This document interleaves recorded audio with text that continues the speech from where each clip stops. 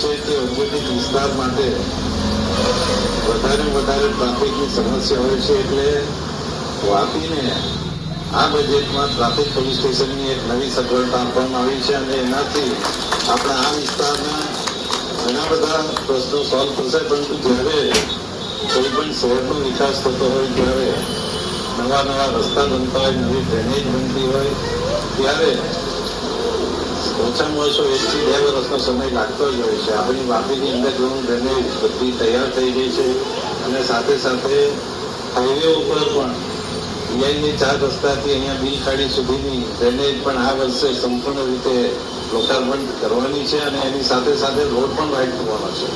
આપણા દેશના યશસ્વી વડાપ્રધાન માનનીય મોદીજી અને ગુજરાતના મુખ્યમંત્રી શ્રી ભૂપેન્દ્રભાઈને પણ અભિનંદન આપ્યો અને સાથે જે નવી વાપી મહાનગરપાલિકા થઈ છે એના માટે પણ વિશેષ બજેટ આ વખતે શહેરી વિકાસને ફાળવવામાં આવ્યું છે. એટલે વાપીના આજુબાજુના ગામડાને પણ હું ખાસ કહું છું કે આપણા ગામડાનો વિકાસ જે ઝડપે થયેલો છે એના કરતાં સૌથી વધુ ઝડપે આપણે કરવામાં આવશે એવી ચોક્કસ ખાતરી આપીશું.